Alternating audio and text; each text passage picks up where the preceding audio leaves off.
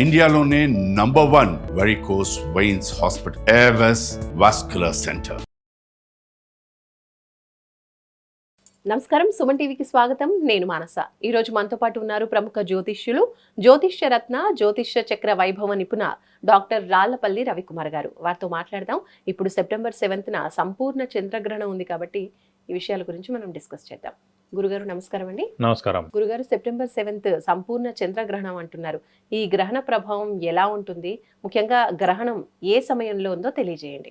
తప్పకుండా. శరదిందు సమాకారే పరబ్రహ్మ స్వరూపిణి వాసరాపీఠ నిలయ సరస్వతి నమస్తుతే. సుమన్ టీవీ ప్రేక్షకులకు నమస్కారం. సంపూర్ణ చంద్రగ్రహణం ఆదివారం రోజున 7/9/2025 తారీఖున ఉందండి. రాత్రి 9:58 నుంచి 8వ తారీఖు 9వ నెల 2025 ఎర్లీ మార్నింగ్ 1:26 1:26 దాకా ఉంది. మొత్తం ఈ నిడివి అంటే మొత్తం గ్రహణం యొక్క వ్యవధి వచ్చేసి 3:25 ఉందండి. శతభిషం నక్షత్రం మీద, పూర్వభాద్ర నక్షత్రం మీద ఈ గ్రహణం వస్తుంది. సో శతభిషం 4వ పాదం మీద వస్తున్నా కూడా మొత్తం శతభిషం నక్షత్రం మీద పరిపూర్ణంగా ఉంటుంది. పూర్వభాద్ర నక్షత్రం మీద వస్తాం కాబట్టి పూర్వభాద్ర 1, 2, 3 పాదాలు కుంభరాశి మీద, అలాగే మీన రాశిలో ఉన్న 4వ పాదం మీన రాశిలో ఉంటుంది కాబట్టి పూర్వభాద్ర 4వ పాదం సో మీన రాశి మీద కూడా ఉంటుంది. ముఖ్యంగా మటుకు ఈ 2 నక్షత్రాల మీద మటుకు 100% గ్రహణం యొక్క ఎఫెక్ట్ 100% ఉంటుంది. గురుగారు, మరి ముఖ్యంగా ఏ రాశులపైన ఈ గ్రహణ ప్రభావం అనేది ఎక్కువగా ఉంటుంది, అలాగే వాళ్ళు ఎలాంటి పరిహారాలు పాటించాలి తెలియజేయండి. చాలామంది అంటుంటారు ఈ నక్షత్రం మీద ఉందంటే కనుక ఇంకో నక్షత్రం మీద వాళ్ళకు ఉంటుంది, ఇంకో రాశి మీద ఉంటుంది, ఇంకో రాశి ఉంటుంది. ఉదాహరణకు చెప్తున్నాండి, ఒక పక్క 2-3 సందుల పక్కన ఎక్కడైనా యాక్సిడెంట్ జరిగింది అనుకోండి, మనకేం తెలియదు ఇక్కడ ఏం జరుగుతుందో అనేది కూడా. మన పక్క సందులో జరిగితేనే మనకేం తెలియదు. అలాగే ఏంటంటే ఒక నక్షత్రం మీద ఎఫెక్ట్ ఉందంటే ఆ నక్షత్రం ఆ రాశి మీదే ఉంటుంది. ఇంకా పక్క నక్షత్రాలు పక్క రాశుల మీద 90% ఉండదు, ఎఫెక్ట్ ఏమి ఉండదు. సో ఇక్కడ మనకి జరిగేది ఏంటంటే శతభిష నక్షత్రం మీద అంటే శతభిష 1వ పాదం, 2వ పాదం, 3వ పాదం, 4వ పాదం, ఈ 4 పాదాల్లో ఏ పాదం ఉన్నా కూడా 100% దాని మీద ఉన్నట్టు ఎఫెక్ట్. అలాగే పూర్వభాద్ర 1, 2, 3 అలాగే 4వ పాదం మీద కూడా ఉన్నట్టు. సో శతభిషం పూర్వభాద్ర 1, 2, 3 పాదాలు కుంభరాశి మీద ఉంటుంది కాబట్టి కుంభరాశి మీద ఎఫెక్ట్. అలాగే మీన రాశిలో పూర్వభాద్ర 4వ పాదం మీద ఉంది కాబట్టి పూర్వభాద్రం మటుకే ఉంటుంది, అయినా కూడా ఆ పాదం మీద ఉన్నందుకు మీన రాశి వాళ్ళకు కూడా కొంచెం ఎఫెక్ట్ ఉన్నట్టే అనమాట. సో ముఖ్యంగా మటుకు వీళ్ళు ఏం చేయాలంటే ఎక్కువగా వీళ్ళే పాటించాలి. అంటే మెయిన్గా శతభిషం పూర్వభాద్ర నక్షత్రం వాళ్ళు పాటిస్తే సరిపోద్దండి. అంటే కుంభరాశి వాళ్ళు, కుంభరాశి మటుకు శతభిష నక్షత్రం వాళ్ళు పాటిస్తే చాలు. అలాగే పూర్వభాద్ర నక్షత్రం వాళ్ళు పాటిస్తే చాలు కుంభరాశిలో. మీన రాశిలో మటుకు ఓన్లీ పూర్వభాద్ర నక్షత్రం వాళ్ళు పాటిస్తే సరిపోతుంది. మరి కుంభరాశి, మీనరాశి మీరు చెప్పినటువంటి నక్షత్రాల వాళ్ళు ఎలాంటి పరిహారాలు పాటించాలంటారు చంద్రగ్రహణం ప్రభావం వల్ల? మామూలుగా పట్టు విడుపు అని 2 ఉంటాయండి. పట్టు స్నానం, విడుపు స్నానం అని.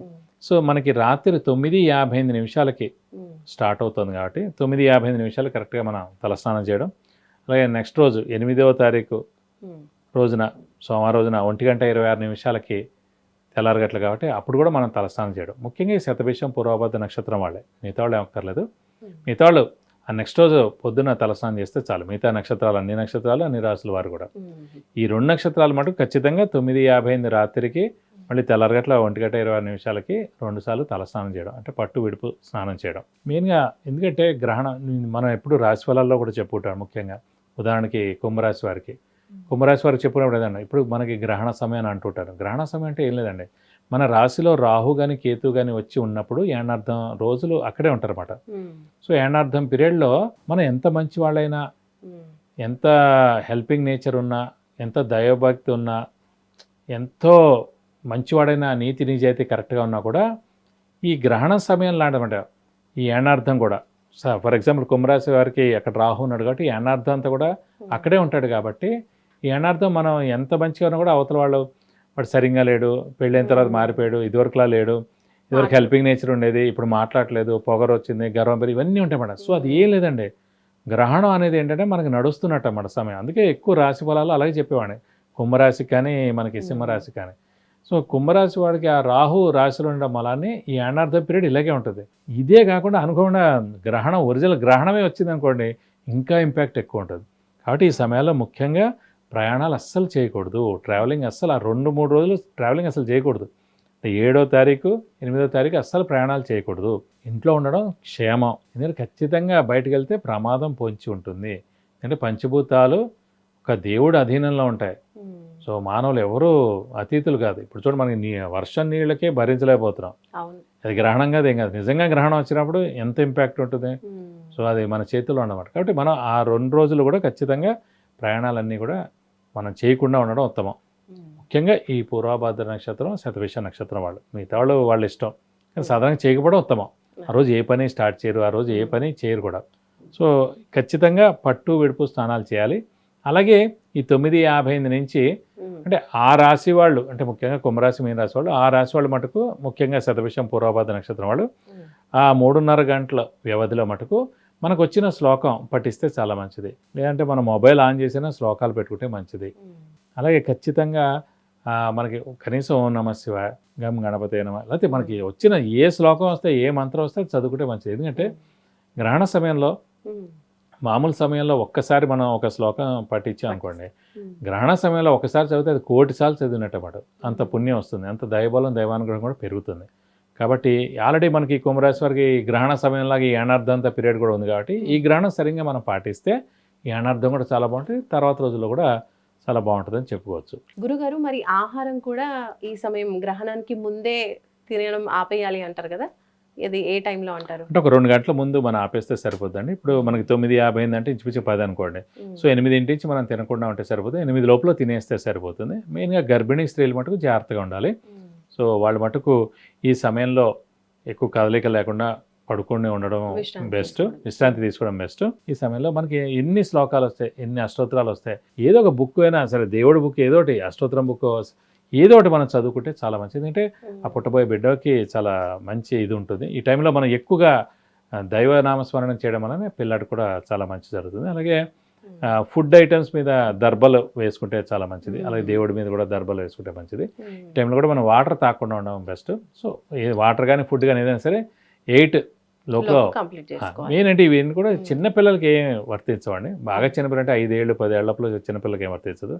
అలాగే వృద్ధులకు కూడా ఏం వర్తించవు. అలాగే అనారోగ్యంగా ఉన్న వాళ్ళందరూ కూడా ఏం వర్తించదు. కానీ ఆ టైంలో మెయిన్ అంటే ఆ 2 రోజులు మటుకు 7వ తారీఖు 8వ తారీఖు మటుకు ప్రయాణాలు మటుకు నిషేధించాలి. ప్రయాణాలు చేయకూడదు. ప్రయాణం చేస్తే తప్పకుండా ప్రమాదం జరిగేందుకు అవకాశాలు ఉంటాయి. సో ఇవి పాటిస్తే సరిపోతుంది. మరి మిగతా రాసుల వాళ్ళు కూడా ఈ గ్రహణం సమయంలో ఎలాంటి పరిహారాలు పాటించాలి, ఎలాంటి జాగ్రత్తలు తీసుకోవాలి తెలియజేయండి. మిగతా రాశులకి అంటే మేషం నుంచి మకరం దాకా ఈ 10 రాశుల వాళ్ళకి అసలు ఏ ఇంపాక్ట్ ఉండదండి దేవుడి దేవల. సో వాళ్ళ ఏం లేదు. వాళ్ళు ఏంటంటే నెక్స్ట్ రోజు తలస్నానం చేస్తే సరిపోతుంది. తలస్నానం చేసేసి గుడికి వెళ్ళి, ఏ గుడైనా పర్వాలేదు, 40 ప్రదక్షిణాలు చేస్తే సరిపోతుంది. కానీ కుంభరాశి, మీన రాశి వారు మటు ఖచ్చితంగా పట్టు విడుపు స్నానం చేయాలి. నెక్స్ట్ రోజు వెళ్ళి ఖచ్చితంగా ఏదైనా గుడికి, వినాయకుడి గుడి అవ్వచ్చు, అమ్మవారి గుడి అవ్వచ్చు, శివుడి గుడి అవ్వచ్చు, వెళ్ళి 40 ప్రదక్షిణాలు చేసి ఒక బ్రాహ్మణుడికి చంద్రుడు ఉంటాడు కానీ చంద్రబింబం, అంటే ఫుల్ మూన్ చంద్రబింబం, మనం వెండిది దానం ఇవ్వడం బ్రాహ్మడికి.